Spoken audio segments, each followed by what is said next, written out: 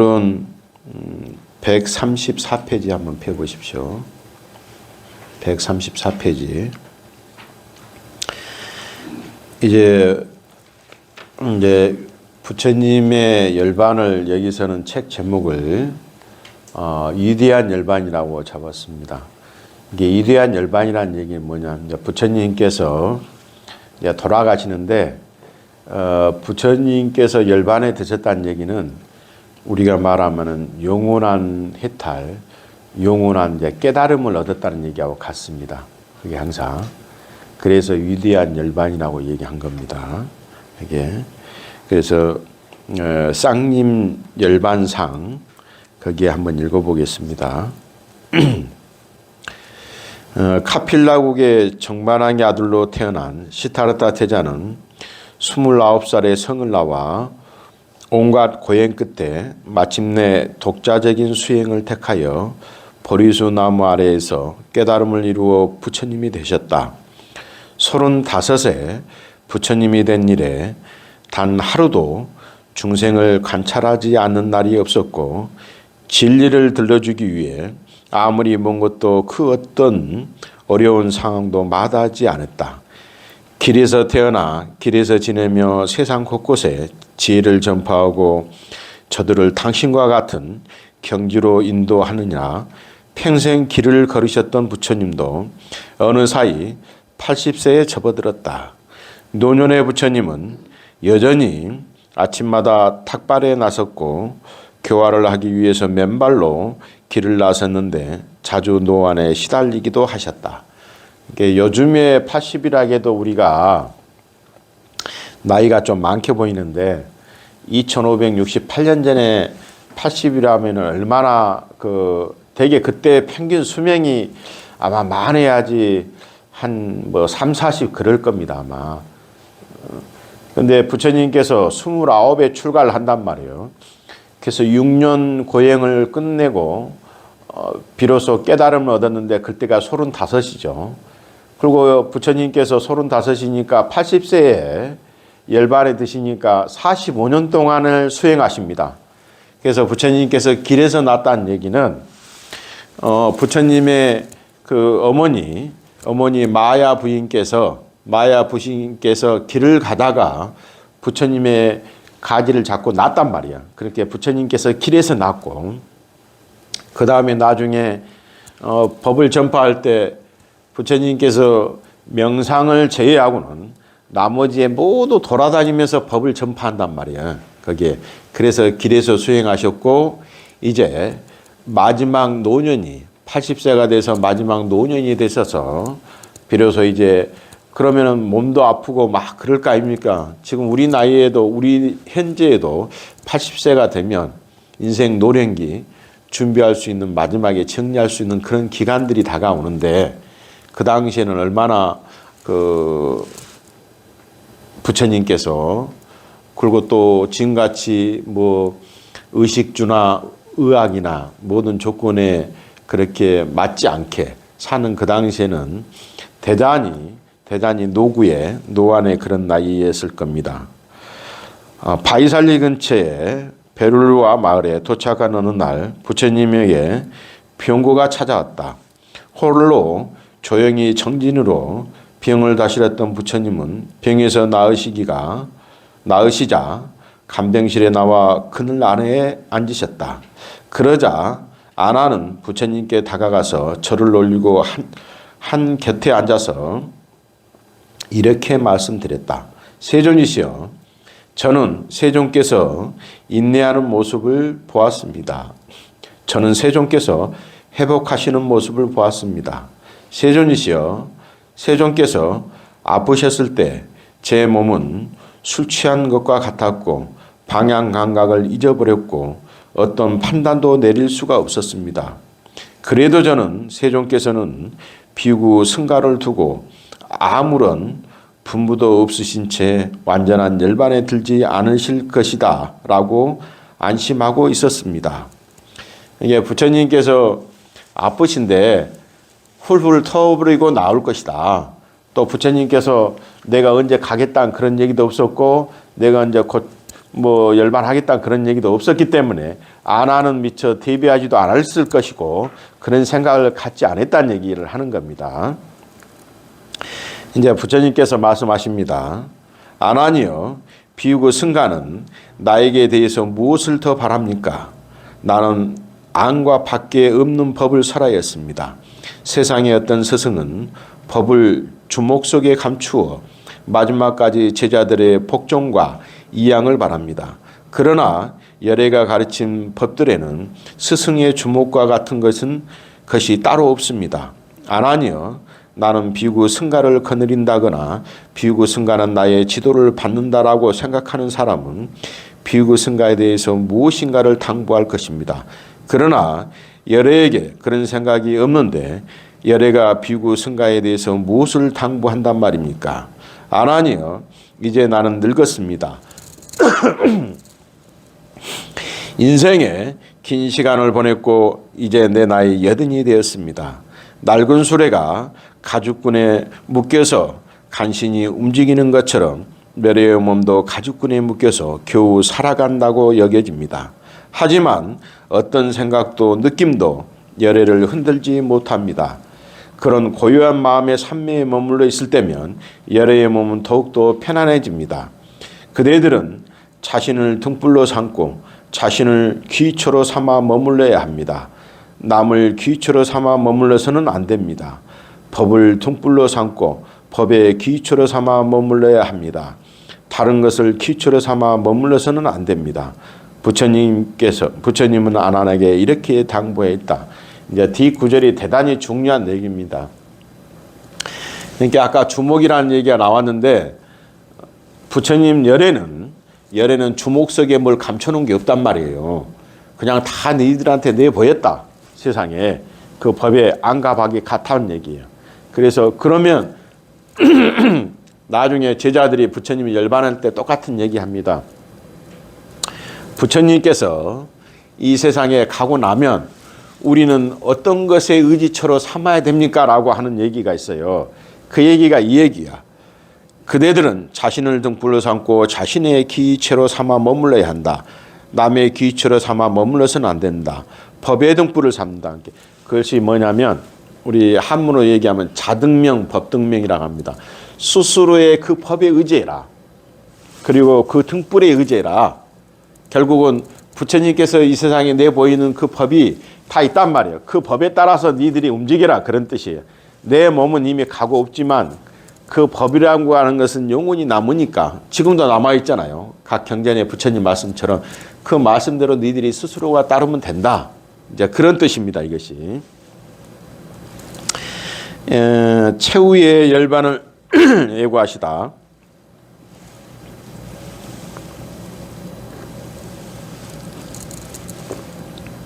어느 날 바이살유로 탁발을 다녀오신 부처님은 아난을 불어서 짜빨라 탐묘를 향했다. 그곳에서 수행을 완성한 열애는 원한다면 1컵이나 그 이상의 세상에 머무를 수 있다라는 암시를 아난에게 주셨다.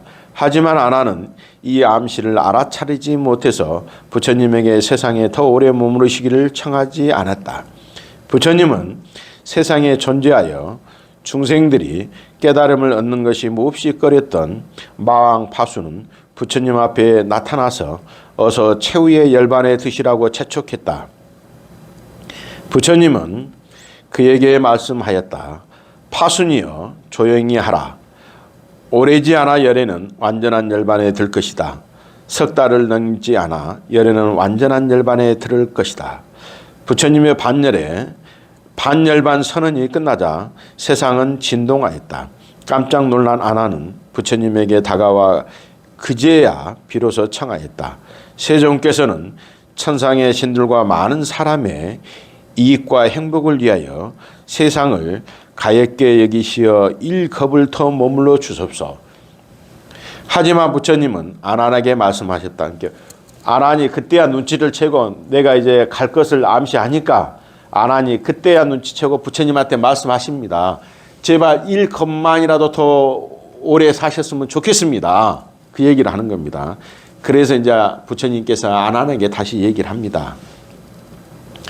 아난이여, 나는 예전부터 사랑스럽고 마음에 드는 모든 것과는 헤어지기 마련이라고 그대에게 말했습니다. 형성된 것은 모두 부서지기 마련이거늘 그런 것을 두고 절대로 부서지지 말라고 한들 무슨 소용이 있겠습니까? 이후 부처님은 바위살리를 거쳐 보가나가라로 향해 걸음을 옮겼다. 보가나가라에서 부처님은 말씀하셨다. 비구들이여, 4가지 큰 권위를 설하겠습니다. 누군가가 자신은 세존의 면전에서 듣고 받아 지녔다면서 이것이 바로 법이고 유리고 스승의 가르침이다라고 주장한다면 그런 비구의 말을 인정하지도 반박하지도 말아야 합니다. 인정하지도 반박하지도 않은 채로 그의 말 하나하나를 주의 깊게 들어가 경과 유리에 비추어 보여야 합니다. 이것이 첫 번째 권위입니다. 두 번째로 장로들과 큰 스님들이 계시는 승가에서 듣고 받아 지녔다면서 세 번째로 많이 배우고 가르침을 정통한 장로 비구들의 면전에서 받아 지냈다면서 네 번째로 많이 배우고 가르침에 정통한 장로 비구 한 분의 면전에서 받아 지냈다면서 이것이 바로 법이고 유리고 스승의 가르침이라고 주장한다면 그런 비구의 말을 인정하지도 반박하지도 말아야 합니다. 인정하지도 반박하지도 않은 채로 그 말 하나하나를 주의 깊게 들어서 경과 유리에 비추어 보아야 합니다. 이것이 4가지 권위입니다. 이 말이 참 중요한 말이에요. 권위란 말은 4가지 내가 너희들한테 당부하겠다. 제자들에게 당부하겠다는 얘기입니다.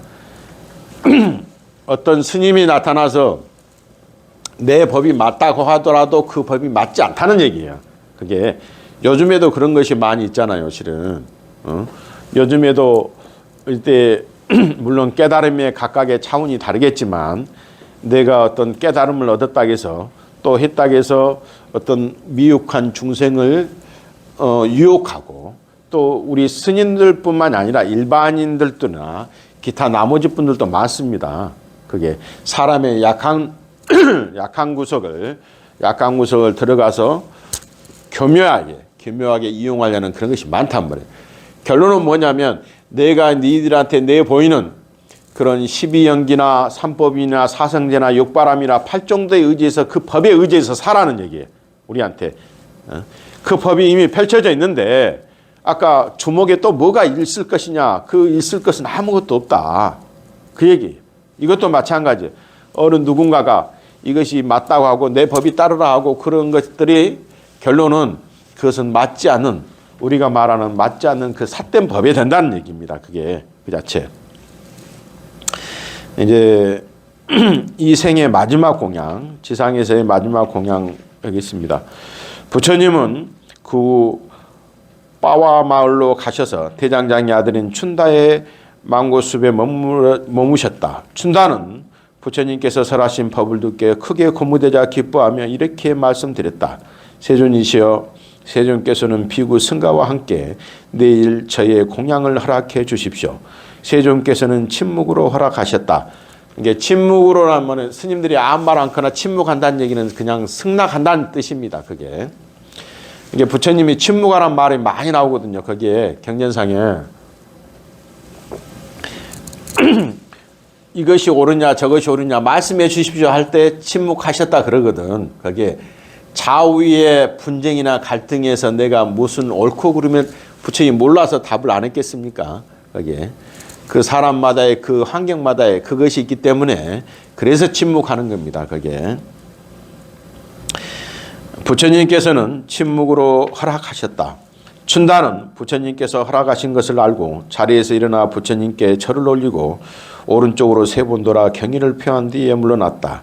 그리고 밤새도록 맛있는 여러 음식과 부드러운 돼지고기로 만든 음식을 준비한 뒤 다음날 아침 부처님을 청하였다. 세존이시여, 가실 시간이 되었습니다. 이제 음식을 공양을 했으니까 사실 때 공양을 드시러 가실 거 아닙니까? 음식이 준비되었습니다. 부처님께서는 가사와 바로를 들고 비구 승가와 함께 춘다의 집으로 가셨다. 지정된 자리에 앉자 춘단을 불러서 말씀하셨다. 무슨 말인가 잘 들어보십시오. 춘다여, 부드러운 돼지고기로 만든 음식은 나에게 공양하고 다른 여러 음식은 비구 승가에 공양하십시오.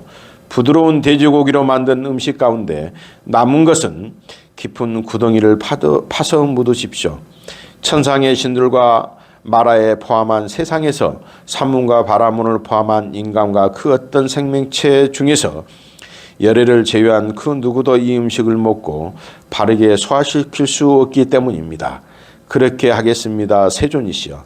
춘다는 부드러운 돼지고기로 만든 음식 가운데 부처님께 올리고 남은 것은 깊은 구덩이를 파서 묻었다. 부처님은 춘다에게 법을 설하여 그를 격려하고 분발하게 하고 기쁘게 한 뒤 떠나셨다. 이것이 무슨 얘기냐면 인도 사이는 덥지 않습니까? 근데 원래 이제 그걸 유미죽 내지는 돼지고기 죽이라고 합니다. 이렇게 갈아서 거기에 그것을 원래 그 육식을 하고 안 하고가 아니라 원래 이제 그 기본적인 음식을 드셨어요. 항상 그 당시에 우리나라에도 조선 시대에 와서 똑같은 얘기죠. 스님들이 예를 들어서 이제 살생을 금하는 것과 또 육식을 하는 것은 약간 별개예요. 그게 일반 이제 스님들이 그 천민으로 전략하고 일반 양반이나 대중도 먹기 힘든 고기를 감히 니들이 먹을 수 있느냐? 이제 거기서부터 출발하는 거예요, 실은 거기에. 근데 부처님이 왜 파묻으라고 했을까요? 거기에 돼지고기를 나만 주고 다른 사람은 다 주지 말고 파묻어라. 돼지고기가 빨리 쉬잖아, 쉬어. 근데 부처님은 그걸 알았어. 근데 공양이라 하는 것은 뭐가 있냐? 이렇게 바루를 갖고 이렇게 탁발을 하잖아요. 그 안에 들어간 음식은 무조건 100% 먹어야 됩니다. 100%. 공양이라는 것은 그래요. 근데 주는 사람이 음식이 상한 음식을 주면 안 되겠죠. 예를 들어서 거기에 그놈을 다 갖고 와서 한 곳에 부어서 다시 나눠서 다 드신단 말이에요. 그게. 그래서 옛날에 어디 가정에 가더라도 스님들이 혹시 가정에 있는 음식이 먹어서 될 것과 먹지 않을 것 있더라도 그 음식을 다 먹고 나가서 보이지 않는 것에 손가락을 놓고 토하더라도 먹으라 그런 얘기가 있어. 속된 말로. 부처님이 그 얘기예요. 음식이 상했기 때문에. 근데 지금으로 말하면은 우리가 말하면 음식이 상해서 식중독이면은 지금도 고통스러운데 그때는 아마 식중독에 걸렸으면 거의 죽었을 거예요. 거기에. 그 얘기를 하는 겁니다, 지금. 근데 춘다가 부처님을 위해서 너무 정성스럽게 밤새 공양을 만들었기 때문에 그걸 먹을 수밖에 없단 말이에요. 부처님께서는 그걸 알고 먹었다. 그 뒤에 이제 나옵니다. 그때 부처님께서는 춘다가 올린 음식을 드시고 혹독한 병에 걸렸다. 극심한 고통이 찾아왔지만 마음 챙기고 알아차리면서 흔들림 없이 감내한 뒤에 안안하게 불었다. 이제 부처님의 수행하는 시자죠. 안하니여 그대는 춘다에 가서 이렇게 전하십시오. 여러께서 그대가 드린 탁발 음식을 마지막으로 드시고 완전한 열반에 드셨으니 이것은 그대의 공덕이고 행운입니다. 이해 없는 바른 깨달음을 여실 때 드신 음식과 완전한 열반을 하실 때 드신 음식은 열애가 평생 드신 음식 중에 가장 큰 결실과 이익을 가져옵니다. 이렇게 말해 주어서 그의 마음에서 죄책감을 없애 주어야 합니다. 이제 그 춘다한테 그렇게 전하라고 합니다. 내가 이 음식을 잘 먹었다. 그리고 내가 마지막 열반할 때 이 음식으로 인해서 내가 마지막 편안하게 그런 열반을 갈 수 있겠다. 그런 얘기를 꼭 전해주라는 얘기입니다. 이후 부처님은 쿠시나나가 근처에 있는 말라조구의 사라나무 숲에서 걸음을 옮기셔서 안안에게 말씀하셨다. 안안이여, 한 쌍의 사라나무 사이에 북쪽으로 머리를 둔 침상을 만드십시오. 피곤합니다. 누워야겠습니다. 안안이 부처님의 말씀대로 침상을 만들자 부처님께서는 두 발을 포개고 마음을 챙기고 알아차리면서 오른쪽 옆구리를 바닥에 대고 사자처럼 누우셨다. 그때 한 쌍의 사라나무에는 때 아닌 꽃들이 활짝 피어나 열애의 몸 위에 흙 뿌려졌다. 천상의 꽃들도 열애의 몸 위에 비처럼 쏟아져 내렸고 천상의 환기와 음악이 은은하게 퍼졌다. 부처님은 안안하게 말씀하셨다. 지금 열애를 공경하고 예배하려고 꽃과 향기와 음식이 열애의 몸 위에 쏟아져 내리고 있습니다. 하지만 이것이 열애를 존경하고 예배하는 것이 아닙니다. 깨끗한 믿음을 가진 불제자가 이치에 맞게 도를 닦으며 법에 따라 실천하고 살아가는 것이 열애를 존경하고 존중하고 숭상하는 최고의 예배입니다. 이때 아난이 일찍이 부처님의 장례를 치른 적이 없어 고민에 잠겼다. 그러자 부처님은 말씀하셨다. 아난이여, 그대들은 열애의 몸을 수습하는 것에는 관심을 두지 마십시오. 그대들은 근본에 힘쓰고 근본에 몰두하십시오. 그러니까 열심히 공부하라는 얘기입니다. 너희들이 내가 죽어도 그 다비에서 그 사리를 수습하려 하지 말아라.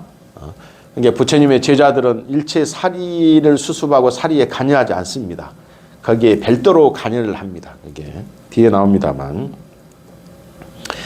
부처님께서 당신의 장래에 대한 말씀을 마치자 아난은 조용히 물러나 떨어진 곳에 가서 구슬프게 흐느꼈다. 그러자 부처님은 아난을 부르신 뒤에 말씀하셨다. 그대는 오랜 세월 이롭고 행복하고 둘이 아니고 한량이 없는 자유로운 몸과 말과 마음의 업으로 열애를 모셨습니다. 그대는 참으로 공덕을 지었습니다. 이제 청진에 몰두하십시오. 그대는 머지않아 번뇌에 대한 아라한이 될 것입니다. 부처님은 과거와 현재, 미래의 3세를 통틀어서 아나만큼 열애를 지극하게 받들어 모시는 사자가 없을 것이요. 그러니까 받들어 모시는 자를 사자라고 얘기합니다. 아난에게는 모든 사람이 그를 좋아하고 따르며 신뢰하는 네 가지 덕이 있음을 거듭 말씀하시며 위로하고 격려하였다. 팔정도를 닦는 부처님의 바른 제자. 쿠시나 나가의 말라족 사람들에게 부처님의 완전한 열반 소식이 전해지자 사람들이 이제 속속 모여들었다. 이제 부처님이 열반했다는 소식을 듣으니까 사방대에서 이제 구름대처럼 모여들 거 아닙니까? 그런데 이제 여기서 이제 열반에 들었다는 얘기 아니에요. 열반을 들 것이라고 소식을 전하니까. 그런데 부처님을 뵙고 궁금한 것을 여쭙겠다고 하는 수바타 유행순과 그를 말리는 아난 사이에 작은 실랑이가 벌어졌다. 그러니까 이 수바타 장자는 부처님이 마지막 열반할 때 마지막 제자가 됩니다. 거기에 마지막 제자, 부처님이 마지막까지 숨을 거두기 그 직전까지도 제자를 받아들입니다. 왜? 너희들이 이 법을 받아서 모든 나라에 각각의 그 나라에 가서 불법을 전파하라고 하는 그렇게 이제 열정적인 분이에요. 실은 고타마 시타르타라는 석가모니 부처님께서 이게 이제 수바타가 부처님을 마지막 뵈려고 하니까 이제 부처님이 이렇게 이도가시고 그러는데 이제 시자하시는 시봉하시는 아난은 이제 못 뵈게 할 거 아닙니까? 그래서 이제 그것을 부처님이 듣게 되는 겁니다. 그래서 부처님은 아난에게 그를 말리지 말라 이르셨다. 부처님 앞에 다가온 수바타 유행승이 여쭙다. 세상에 다른 종교 지도자들도 세상의 지혜를 가졌습니까? 이제 물어보는 겁니다. 세상의 다른 종교 지도자들도 최상의 지혜를 가졌습니까? 그러자 부처님은 대답하셨다. 팔정도가 없으면 어느 가르침과 계율에서든 법다운 수행자는 없습니다. 그러나 팔정도가 있으면 어떤 가르침과 계율에서든지 법다운 수행자가는 있습니다. 가르침과 교율에는 팔정도가 있습니다. 그러므로 오직 여기에만 법다운 수행자가 있습니다. 다른 가르침에는 법다운 수행자가 텅 비어 있습니다. 수바타여, 이 비구들이 바르게 머무는 한 세상에는 아라한들이 텅 비지 않을 것입니다. 그는 부처님의 말씀을 듣고 의혹이 사라져 마음에 커다란 기쁨이 생겨 출가하기로 청하였다. 부처님은 아란을 불러 그가 그를 출가시키도록 하시니 수바타는 부처님의 마지막 제자가 되었다. 이제 부처님께서 아까 지혜라는 얘기는 이제 8가지의 바른 실천행을 얘기합니다. 8정도. 우리가 정업 그 다음에 정정진 이렇게 정사유 이렇게 나가지 않습니까? 그 8가지의 바른 길을 제시해 준 것이 스승이다. 그것이 지혜다. 그런 스승이라는 얘기입니다. 부처님은 거듭 제자들에게 말씀하셨다. 이제 최후의 말씀을 얘기하는 겁니다. 아마 그대들에게 스승의 가르침은 끝나버렸다. 이제 스승은 게으르지 않는다라고는 이런 생각이 들지도 모릅니다. 그러나 그렇게 생각하면 안 됩니다. 내가 가고 난 뒤에 내가 그대들에게 가르친 법과 율이 그대들의 스승이 될 겁니다. 그 법과 율이 그대들의 스승이 되고 그것을 의지초로 삼으라는 얘기입니다. 부처님은 제자들에게 말씀하셨다. 궁금한 것은 어서 물으시오. 열애가 떠난 뒤에 열애의 면전에서 제대로 여쭤보지 못한다며 자책하는 사람들이 되어서는 안 됩니다. 모여든 제자들은 침묵했다. 그러자 부처님은 제자들에게 말씀하셨다. 비구들이여 이제 참으로 그대들에게 당부합니다. 형성된 것들은 소멸하기 마련입니다. 게으르지 말고 해야 할 일을 모두 성취하십시오. 이것이 열애의 마지막 유언입니다. 이게 그대들에게 뭐냐면 이 세상에 눈에 보이는 모든 것들은 시간이 지나고 인연법이 닿으면 흩어지게 마련이다. 흩어지게 마련이니 그대들은 게으르지 말고 열심히 수행정진하라. 이것이 부처님의 마지막 말씀이야. 이것이 아까 그 얘기가 법등명 자등명하고 같은 얘기입니다. 이게 말씀을 마치신 부처님께서는 선정에 드셨다. 이제 삼매에 들어갑니다. 죽음에 이제 우리는 죽었다 돌아가셨다 그러는데 부처님은 그냥 삼매에 드셨다는 거예요. 그게 잘 들어보십시오. 첫 번째 단계에서 차례로 점점 깊은 단계로 들어갔고 다시 나오시기를 반복하시다. 마침내 선정의 네 번째 단계에 나오신 직후 완전한 열반에 들어가셨다.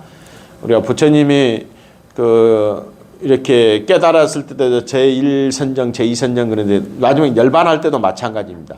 네 번째 단계에서 비로소 부처님이 완전한 열반에 안전하게 육신의 몸을 떠나버립니다. 음력 2월 15일이 열반제일입니다. 열반제. 이게 음력 2월 15일 쿠시나나가의 사라숲에서 부처님께서는 완전한 열반에 열반하시자 세상이 크게 진동하였고 천둥 번개가 내리쳤다. 사암파티 범처는 이렇게 개송을 읊었다. 세상의 모든 존재는 필경에는 몸을 내려놓는구나. 이 세상 그 누구와도 견줄 수 없는 스승, 힘을 갖추셨고 바르게 깨달으신 열에 그분도 이처럼 완전한 열반하시는구나. 부처님께서 완전히 열반하시자 신들의 왕인 제석천은 이렇게 개송을 읊으셨다. 형성된 것들은 참으로 덧없으니 눈에 보이는 것들은 참으로 덧없다는 얘기입니다. 일어났다 사라지는 법이다. 일어났다 소멸하는 일이 고요히 가라앉으니 이것이 행복이로다. 이제 부처님께서 열반하시니까 이제 사리가 나올 거 아니에요. 이제 그 사리를 수습하려고 그 뒤에 내용 보면은 사리를 수습하려고 수많은 부족들이 와서 다투게 됩니다. 거기에 부처님의 제자들은 사리를 수습할 수 없다고 그랬지 않습니까? 이게 사리를 수습하는 사람들이 따로 있습니다. 그러니까 요즘 말하면은 그 인도에 가끔 가면은 그 화장하는 그 부류가 따로 있잖아요. 거기에 겐지스 강에서 그런 것처럼 다른 부류가 있어. 근데 그놈을 나눠 가지려고 서로 하니까 8개 부족들이 골고루 나눠 가집니다. 그 골고루 나눠 가져서 이제 탑을 세우고 그래서 거기에 인도의 모든 각지에 부처님의 그 사리가 퍼져 나갑니다. 거기에 이제 그 내용을 얘기를 하는 겁니다. 그 다음에 한번 봐보십시오. 몇 페이지입니까? 146페이지. 이제 미래에 오실 미륵부처님입니다. 우리가 미륵부처님은 여기 보면은 우리가 서방 정토에 극락세계 아미타 부처님이 있는 것처럼 부처님도 미륵보살도 부처님이 미래에서 우리한테 다가올 수 있는 부처님이 미륵부처님이라고 합니다. 거기에. 근데 미륵부처님이 현생에 미륵부처님이 현생에 나타날 때 나중에 지나고 하면 미륵 부처님이 됩니다. 미륵 부처님이 현생에 나타날 때는 그걸 뭐라고 합니까? 혹시 들어봤나? 제가 그게 맞는가 모르겠는데 우리가 어느 사찰에 가면 이렇게 가끔 가면 배가 이렇게 불러가지고 이렇게 거기 만지면 복이 있다고 하는 그 우리 저 이렇게 통통하니 뭔 달마기는 뭔 달마야? 뭐가 같아요? 뭐 이렇게 두꺼이 부처님한테 배가 이렇게 풍만하니까 그걸 포대하상이랍니다. 포대하상. 네. 포대하상이 미래의 미륵 부처님이 됩니다. 실은 거기에 현생의 포대하상이야. 거기에. 그러니까 미륵 부처님도 옛날에 석가모니 부처님하고 같은 동시대, 그래서 동시대에 살아가십니다. 거기에. 그러면 여기 한번 153페이지 한번 봐보십시오. 이제 미륵 부처님이 말씀하시는 법문입니다. 미륵 부처님은 제자들에게 이렇게 법문하실 것이다. 이제 거기 보면 뭐 앞에는 여러 내용이 나오고 그 다음에 그 많은 사람들이 모여서 미륵 부처님의 말씀을 듣는데 여기에 보면 석가모니 부처님께서 말씀하신 미래에는 미륵 부처님은 제자들에게 이렇게 법문하실 것이라고 얘기합니다. 그대들은 이렇게 생각해야 합니다.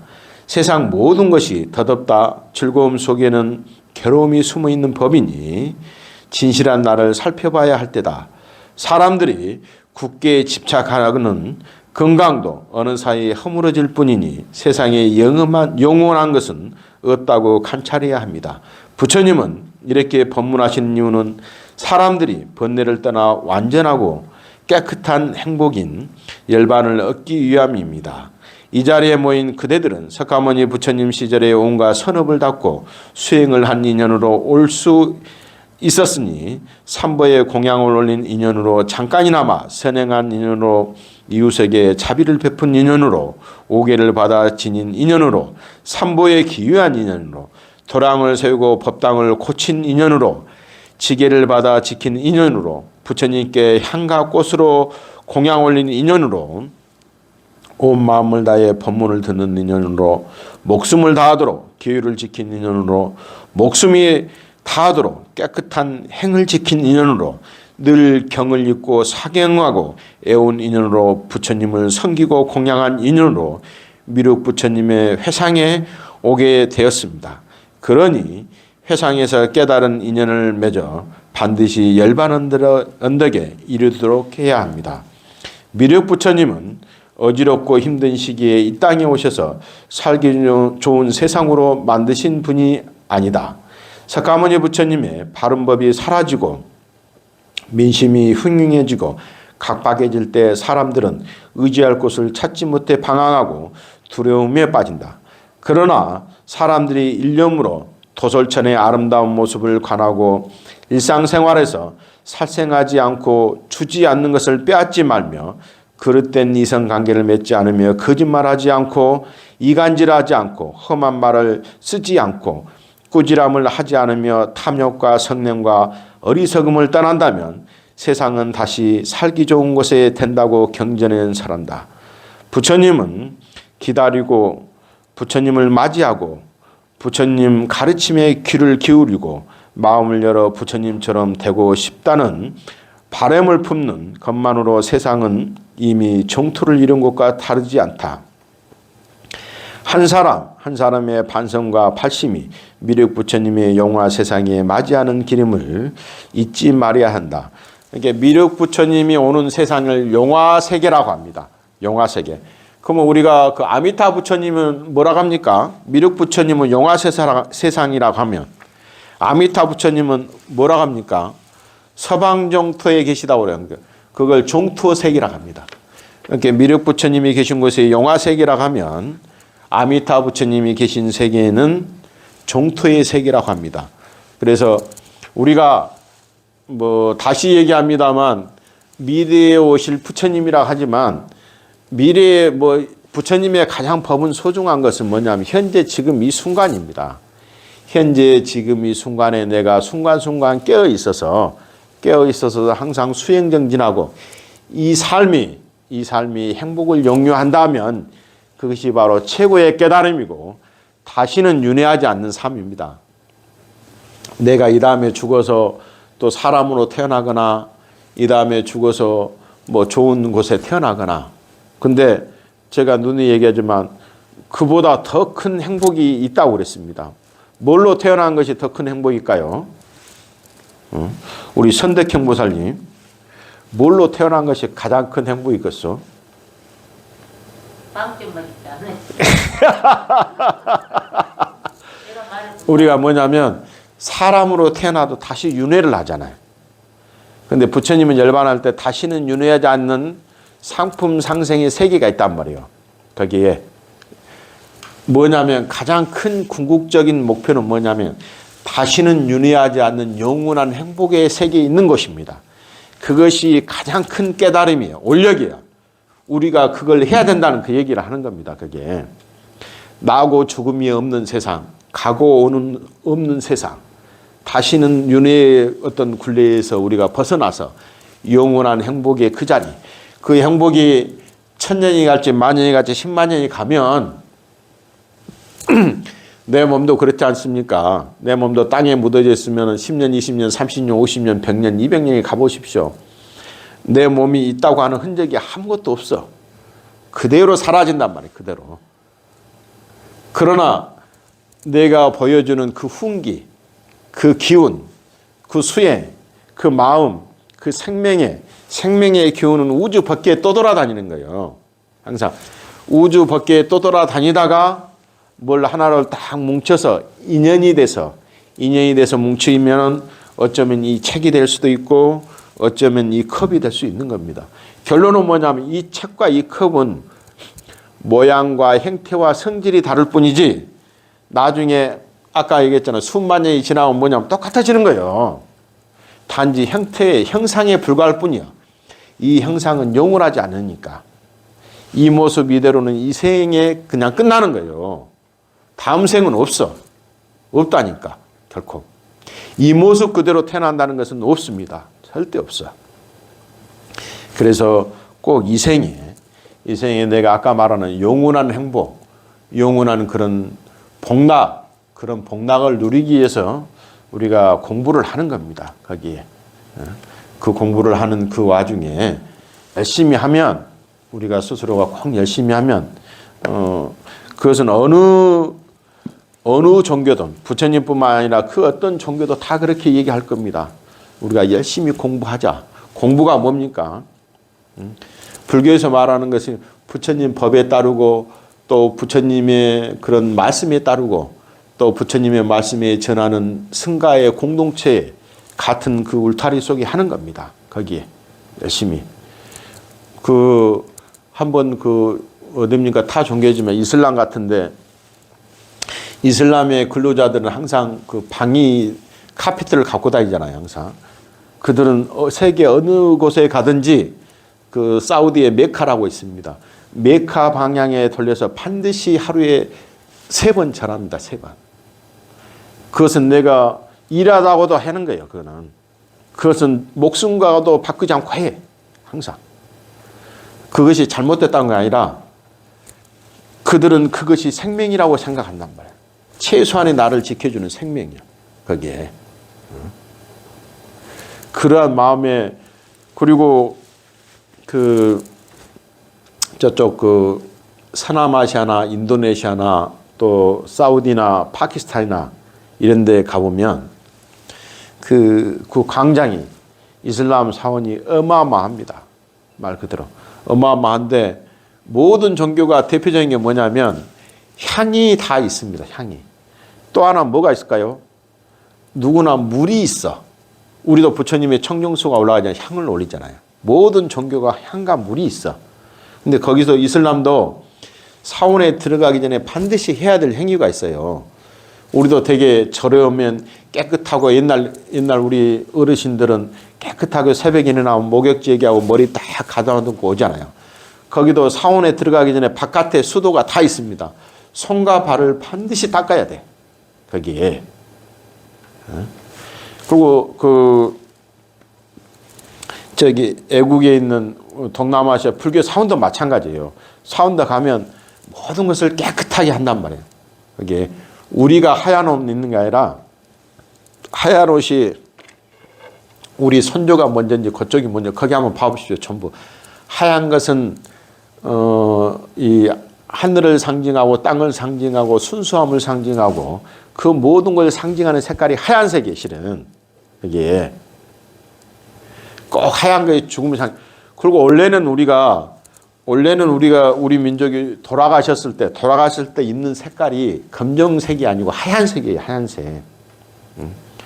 검정색은 저 미국이나 유럽 쪽이 입는 색이 검정색이에요. 실은.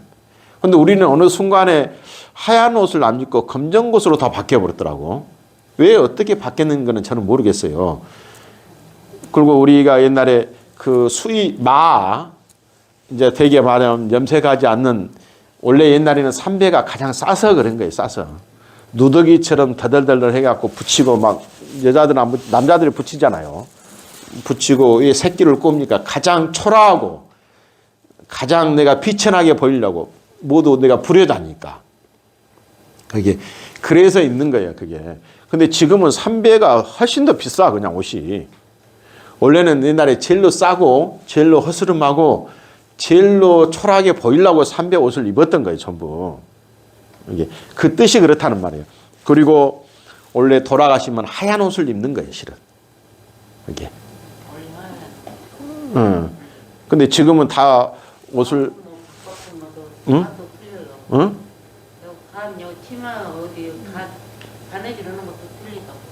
하나만한 소리 하고 있네. 아무튼 이렇게 아니 그게 아까 틀린 이유를 말했잖아요. 남자는 왜 틀리냐면 그만큼의 더 불효자라는 생각 때문에 뭐 우리가 말하면 옷이 너플너플 흐리잖아요. 헝겊이나 그 헝겊을 표시하기 위해서 막 붙이는 거야 이게 더 너플너플하게 보이게. 그래서 이게 붙이는 거라니까 멋으로 붙이는 게 아니라 더 거지처럼 보이려고. 거기에 아니 부모에 비하면 그렇다는 거예요. 이렇게 뜻이 원래 뜻이. 근데 애국을 가면 이렇게 하얀색이 이렇게 염색을 못해서 하얀색이 입은 게 아니라 가장 성스러운 색이 하얀색이에요. 실은 거기에. 그래서 저쪽 동남아 가면 우리 스님들이 어느 집을 방문한다. 그러면 자기 마당에서부터 입구에서부터 방까지 처음 이렇게 하얀 천으로 이렇게 쫙 펼쳐놔. 우리 카페트처럼. 혹시 스님들 발에 흙이 묻을까 봐. 그래갖고 딱 이제 들어오지 않습니까? 동남아에 들어오면 이제 머리를 그 발등에 이렇게 대요. 뭐 그렇다 해서 우리 같이 고개 숙여갖고 감사합니다. 절대 안 합니다. 거기는. 고개 숙인 스님들은 오로지 우리 한국하고 일본밖에 없어. 중국의 스님들도 이렇게 절을 하잖아요. 그럼 이렇게 하지 절대 고개 안 숙여요. 나는 고개를 숙이고 안 숙이는 문제가 아니라 가사를 수하면, 그래서 내가 이 가사를 수하면 삼배를 받잖아요. 부처님을 대신하는 거예요. 이게. 그러고 나서 집에서 이제 공양청을 대접받고 가잖아요. 가면 그 집은 이제 평생 그 하얀 스님이 받고 간 그 천이 평생 가부가 돼. 평생처럼 모신다고, 그 천은. 그 정도로. 그러면 우리나라는 훨씬 더 잘 살아. 거기는 훨씬 더 못 살잖아요. 그러면 과연 잘 산다고 해서 우리 스님들이 그렇게 대접을 받을까? 거기는 못 산다고 해서 그렇게 대접을 받을까?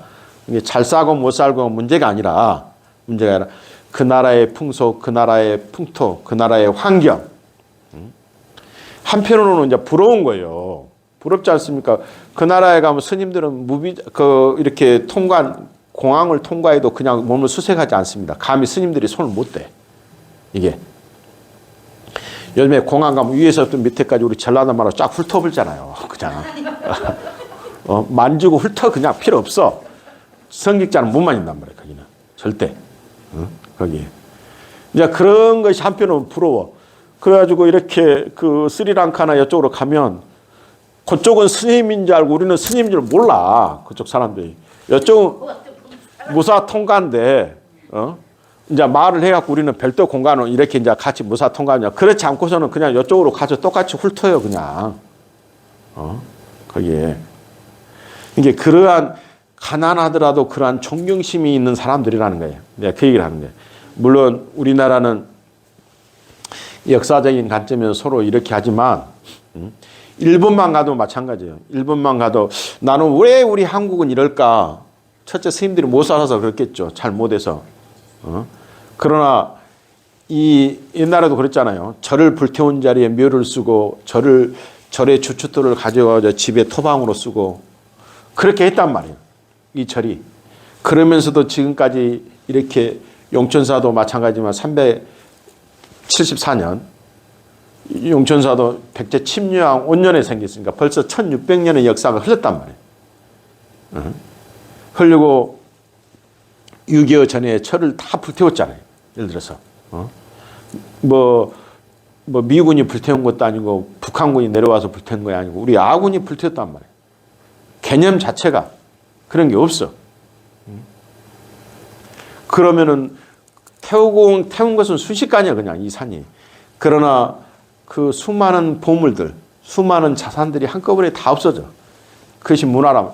나중에 선진국은 문화밖에 남지 않는단 말이에요. 실은 문화로 먹고 살아. 그 캄보디아도 그렇게 가난하지만 캄보디아가 지탱하고 유지하는 게 뭡니까? 앙코르와트, 앙코르톰, 앙코르 땀에 먹고 산단 말이에요. 그 크메르 제국에 의해서.